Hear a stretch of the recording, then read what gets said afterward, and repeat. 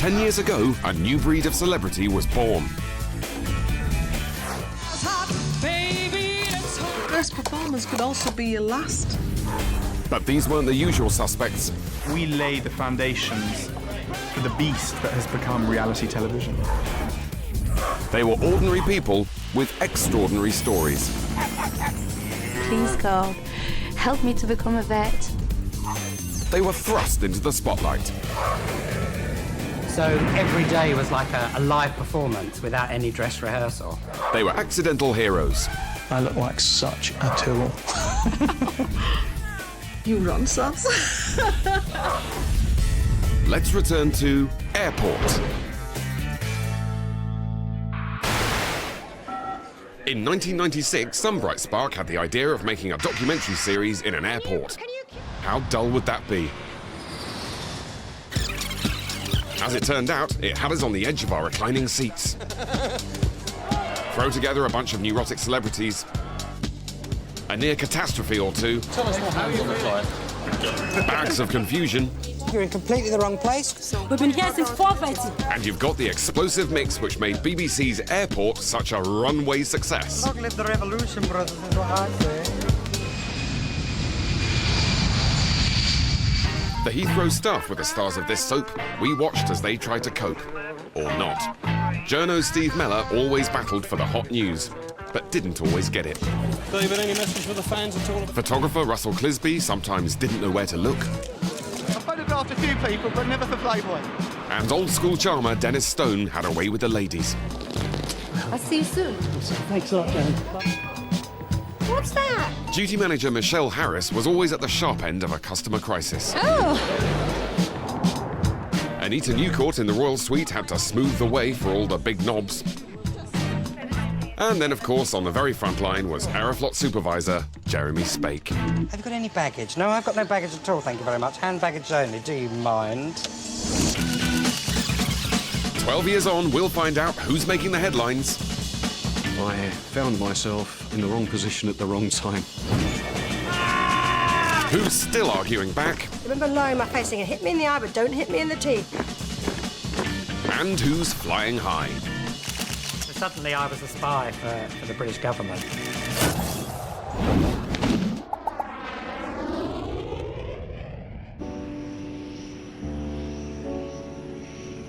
An airport can be a serene and lovely place, a haven of calm, a spiritual oasis, if you will.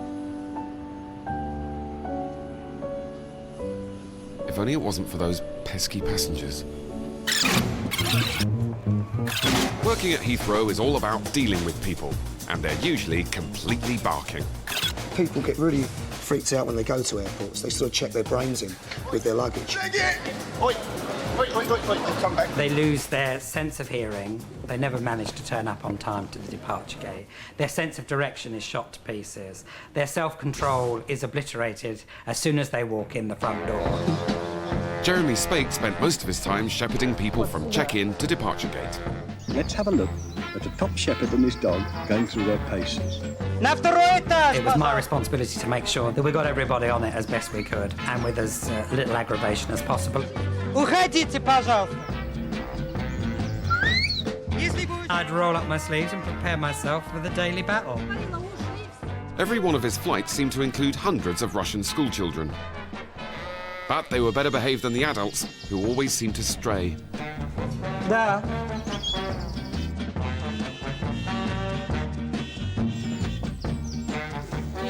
You're in completely the wrong place. Got to go right down to the end and bear round. It's a good 10-minute walk from here. Just. Like some of the world's greatest shepherds, Jeremy knew how to handle his flock. Almost. You can't go that way. 99.9% of the time, you're wasting your breath. The battle itself really never changed. What do I want? People sitting in the plane and the plane going on time. But hey-ho, it made telly, didn't it? Finding your departure lounge didn't used to be so difficult. Back in 1946, Heathrow was planned to be the biggest and the best airport in the world.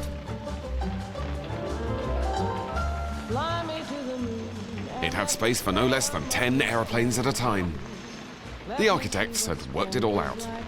You come from a tunnel over there, you suddenly emerge from a roundabout, and smack in front of you get this tremendous tower, which is the control tower. And I think when you see them, you will agree, they're very lovely buildings.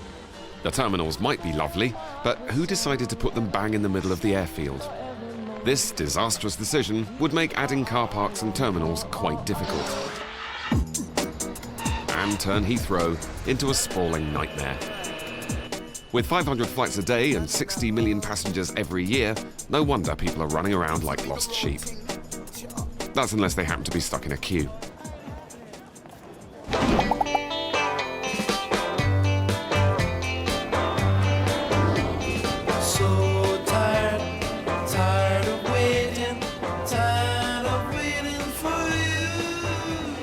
Duty manager Michelle spent most of her time with a walkie-talkie glued to her ear, trying to keep people moving. I made mistakes, and I have problems sorting out queues. Can you queue up the stairs, please? Bring this queue round. Can you bring this queue round, please? Can you bring the queue round up the stairs? That's right. Yeah, just bring this queue round, for goodness sake. Oh, busy day. My lasting memory of her is having that radio bleating in her ear continuously while she's trying to deal with the inability to get people moving. We're just going to sort of discuss progress out there. It sometimes seemed her trusty walkie-talkie was Michelle's only friend. It's ever so busy today. Please take the Branson about this, please. Well, we'll see what we can do. I'm sorry that they're very busy today. In fact, sometimes she preferred talking to the radio than the person himself. That we have adequate trolley clearance on the void and make sure that there are no sort of out-of-date lollipop signs, etc., and everything's as it should be. Yeah, copy that. Thank you. Ah! Oh, Bibo! I didn't know you were there. Ah. I was new to the job and I used to run around like a headless chicken really trying to sort things out. No, Air Canada. Oh, that left there half an hour No, ago. Zone C. And she always managed to retain a sense of humour. Yes. Only Virgin passengers. Sorry, rephrase, only Virgin Atlantic passengers. Ah, see what you've done there. It's just the whole thing's so arduous, isn't it? So it's no wonder people get angry in a queue. Some people, though, reach the end of their tether before they reach the end of the line. By the time she was inside, wasn't she? But hang on a minute. Yeah, but I consider that the girl at that desk discriminating against me. We have not been treated like human beings because we're black. They treated us like that's what they are doing. We've got kids here, they've got kids at home. They will never ever treat their own kids like that. Jeremy faced a late passenger demanding non-smoking seats for his children, who were apparently trying to cut down. You've been stood here for an hour, have you? No, an hour before check-in. No. Before No, you need to be here minimum 2 hours before departure, sir. At the moment, I can't give you those seats. You never saw me being rude to anyone. I'd always be courteous and do the very best I possibly could. Even the guy that turned up and insisted that his children sit in no-smoking seats. That guy was potentially the biggest pain in the rear end anybody could ever wish for. Do you know what the international rules are on this? Yes, I do, sir. That means that you have to provide non-smoking for children. That is You'll find, yes, that the practicalities of that are all well and good in law, but when you are stuck 15, 20 minutes before departure, and I then have to reseat 30 passengers, the flight's I complete. appreciate that. What I'm demanding is a non-smoking seat for children. I didn't ever lose my temper with him. I stayed calm, remained focused on his concerns, and that's something you don't see very much of nowadays. He dealt with difficult passengers like a good schoolteacher. You'll all be separated, I'm afraid. Well, those two are non-smoking for the moment, and let's allocate the gentleman a smoking seat, and I'll see if I can... I sometimes wonder whether they'd like me to magic a seat, on the wing or something, because that's definitely no smoking on the wing, isn't it?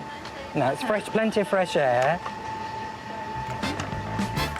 Meanwhile, in a different terminal, Michelle's walkie-talkie is ordering her to Zone B. I'm now going to Zone B. What am I going to in Zone B? There's a passenger at Arrivals Information Desk who wants to make an urgent complaint. Yeah, received en route.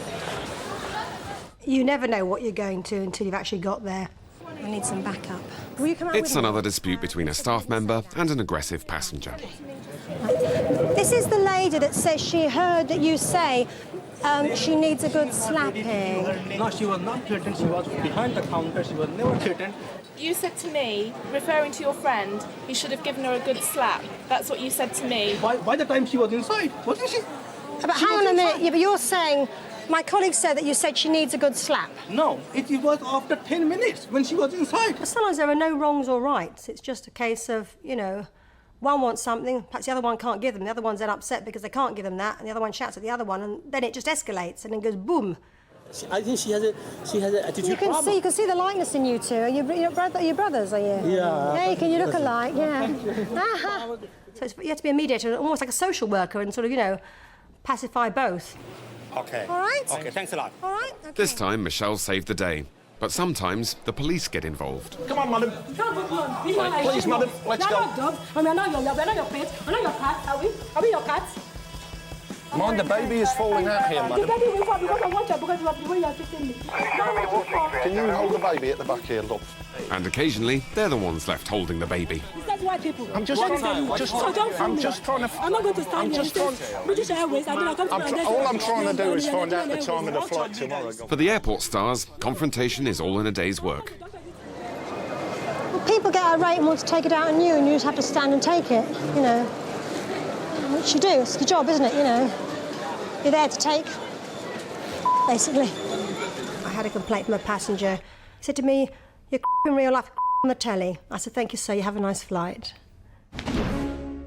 Anita Newcourt's passengers would never talk that way. She was VIP and Royal Suite manager, and her passengers were always first class. Welcome back to the Royal Suite. So nice to have you back. Wow, good afternoon. Congratulations for the promotion. With clients like these, if she put a foot wrong, then heads would roll. I may come across as relaxed at the Royal Suite, but I'm often quite tense to make sure that everything goes right. But I can't show that. I've got to be completely calm and collected, because people look at you and they follow you and they will panic if you panic. Where are the RAF? In 1996, she welcomed the master of the special relationship. President Clinton was on his way.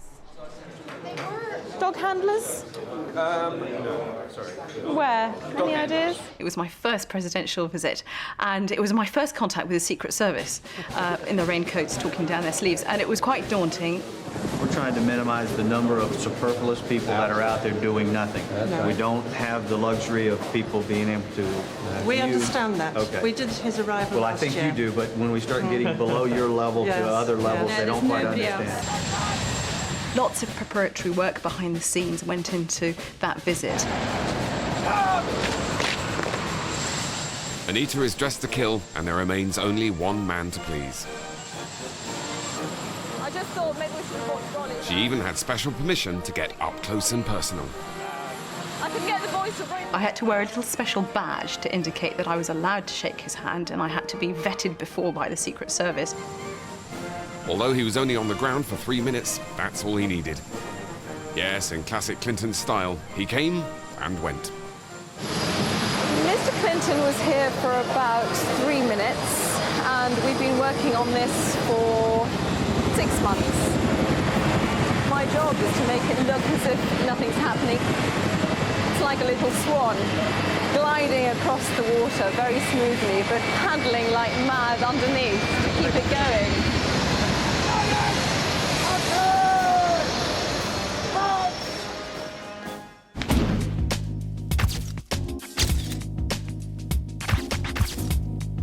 Michael!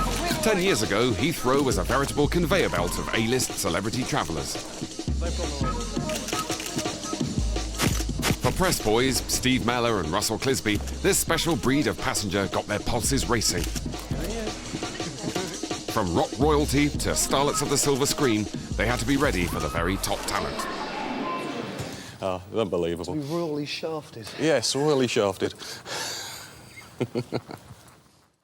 In 1997, the heat was really on. The pin-up of the 90s was bearing down on Britain. The Baywatch television series had just sort of come to light, and everyone was looking at Pamela Anderson, obviously, for her certain assets, and it was becoming a bigger story, and bigger and bigger. Russell and Steve, along with just about every photographer in London, had turned out to grab a glimpse of Pam's excess baggage. And he was surrounded by other crews, other snappers, and then it was just a free-for-all. And I think all hell broke loose.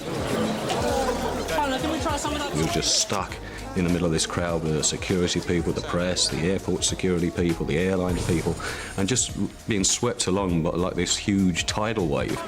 Steve had lead in his pencil and was ready to fire off his questions. Sam, come on. Thanks, Pam. Even Michelle found herself caught up in the Pamela Anderson press scrum. As she came through, the producer wanted me to get in with the crowd because I'd have probably got knocked over. I was a bit conscious of this, so I was trying to keep out of the way, and he was going, Michelle, get in there, get in there. I'm going to get knocked down if I get in there. I think that probably would be for me. Well, it's a bit of a scrum, I think. The police are trying to push them away. I know. Steve's probably in here somewhere. It's pretty chaotic. How's your son? Where is he today? But right near the end, I managed to get by the side of her and put the questions I wanted, and got a story in the paper. Are you planning any new films at the moment, Pamela? Yeah, I'm developing a film and a TV series. I'm not on Baywatch anymore. No, I know. But, so you think the British film industry might get some... What sort of thing is it you're developing? What about your baby? Where's Brandon? Pamela, I just found here, thanks. Oh, Daddy. Just keep it out of the Steve, I can't, I'm trapped. Got some nice pictures on her. She's ever so beautiful, very photogenic. We may have been tuning in for a glimpse of Pamela, but it was the way the staff dealt with the extreme pressures at Heathrow that kept us watching. Oh, bit of a rugger scrum, wasn't it? It was worse than I expected. Pammy might only have been famous for two things, but 12 million of us watched that episode.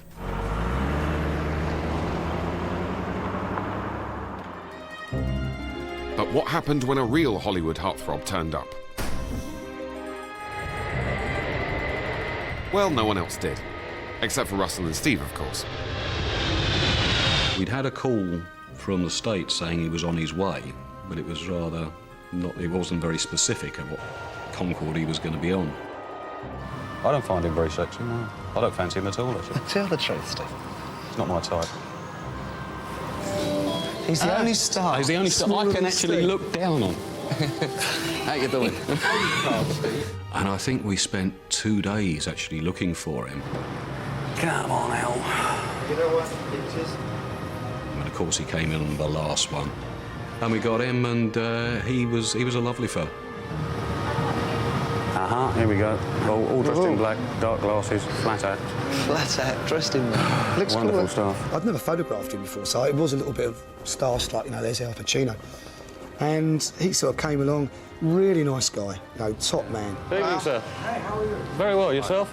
Very well. Yes. You over here for the premiere, is it, of Looking for Richard? Looking forward to it. If you're looking for someone, you've been looking for them all day and you suddenly find them, you know instantly when they start talking that you are going to get a story in the paper that day, providing the tape recorder's working. You get a buzz out of it. I'm not as comfortable directing as I am being an actor because that's sort of what I've done all my life. He was a lovely fella. He's had a long chat with him. He was here to do some sort of Shakespeare production.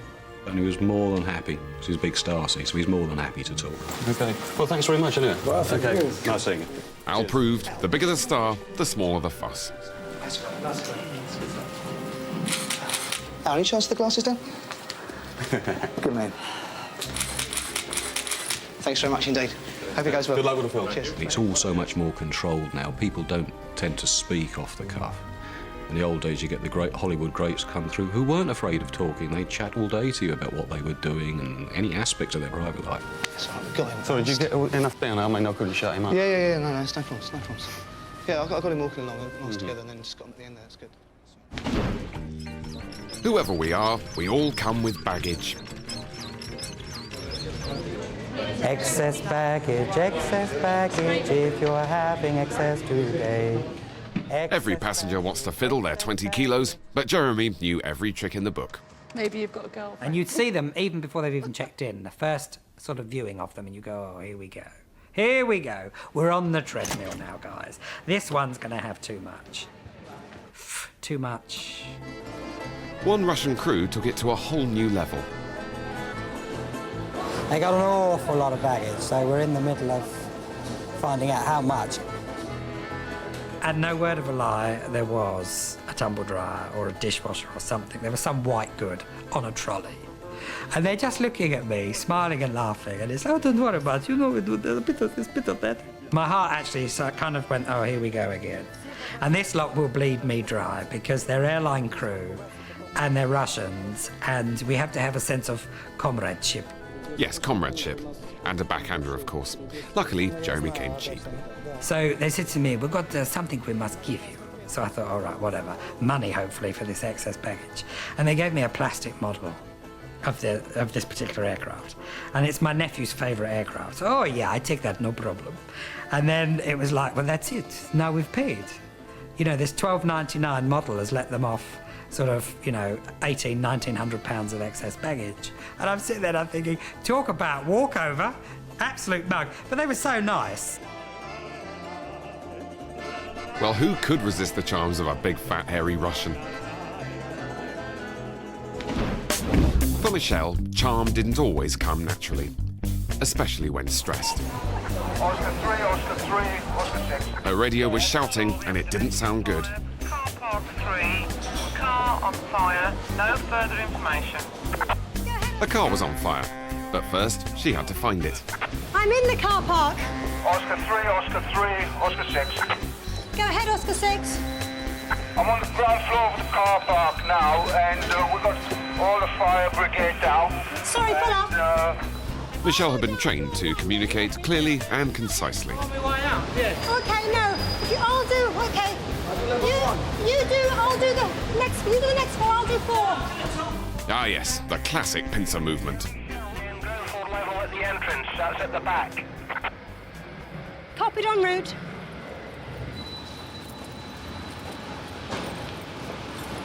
Oh, I can smell it. I always get there last. She found the car. Now for the hard bit. Turned out it was a staff member's car from working one of the banks at the airport. Staff, I think. Staff? I remember she came along and she looked at it and burst out crying. Michelle tried to soften the blow. Could you Something happened to me car. It has. Oh, where? It had an electrical fault. Come on, I'll take you down there. It's not dry. I'm sorry. It's all right. It's not drivable. I'm sorry. I just suddenly didn't know what to say to her. You know, poor girl. I know. I'm sorry. Oh, I'm sorry. It's not very nice. She always tried to think of the right thing to say in the right circumstances. It's all right. It's all right. It's just one of those things. At least you're insured. Look on the bright side. You might not have been insured, I guess. That phrase had stuck with me. Everyone said to me, oh, well, at least you're insured. As a joke, because I just suddenly didn't know what to say to her. Right, okay. Take care, my love, all right? Bye-bye. Oh, dear.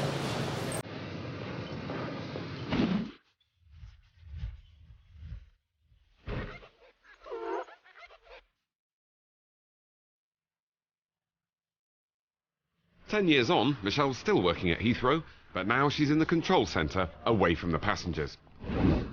Her real passion, however, lies elsewhere. Not at the airport today because I'm on an animal communications course. It's the first part of a course, which I'm really looking forward to. Believe it or not, I do have a life outside the airport. It's no longer walkie-talkies, it's talkie-walkies. I think over the years I've found that passengers are so awkward to deal with and quite nasty and rude. I'd rather talk to the animals because they're so loyal, and at least you know where you stand with an animal. It is quite an expansion. You do feel like you're part of everything. You feel connected. I think that might be the sixth sense. But don't quote me. Her course tutor is a genuine modern-day Dr. Dolittle. What he can't say to dogs and cats isn't worth repeating. Hi, I'm Michelle Harris. I'm here today to learn to communicate more with my pets. I'll try and focus on the dog and you just look at me. My passion is insects. I have a real fixation with all sorts of insects. Animal communication is a feeling language. The most important thing to do is to switch off your rational mind. You're up here. You need to relax down, quieten your mind so that it is quieter than the animal, then you can feel them. You make an assessment of what you believe their voice would be like if they were to talk in English. And then you become them. Now interpret what your friend's cat is thinking by looking at a colour photograph. And writing the first thing that comes into your head.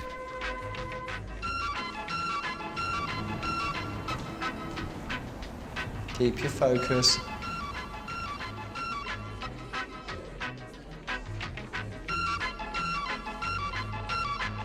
After half an hour, what are Michelle's conclusions?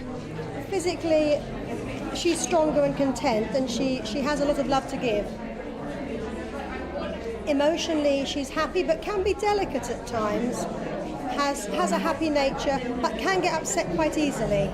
Oh, and that was pretty good. Well done, you. Got the bedroom right. I was quite surprised about that. Gosh. Michelle? Sounds like she's got the hang of talking cat. I was surprised how much I did and understood.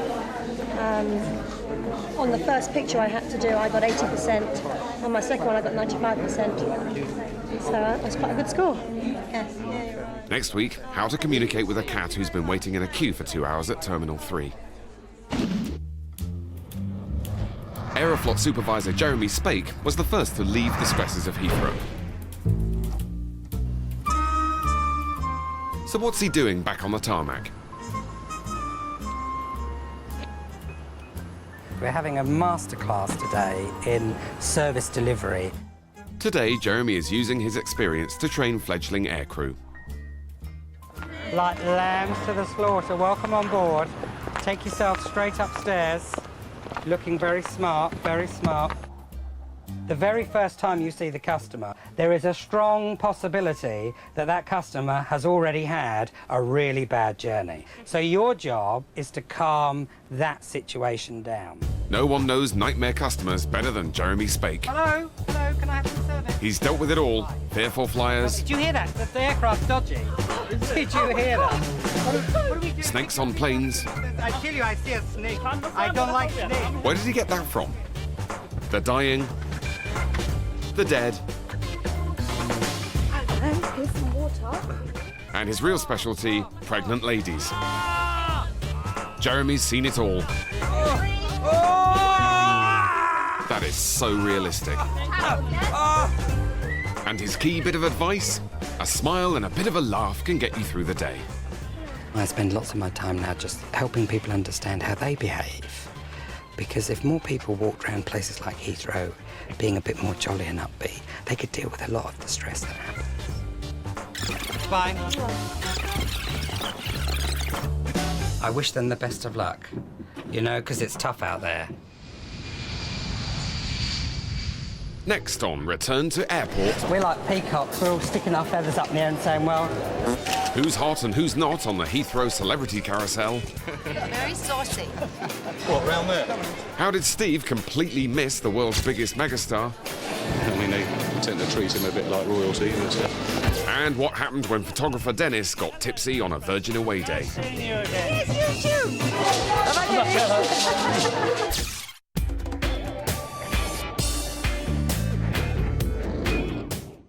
Next tonight on BBC4, we're reminiscing about the way we travelled.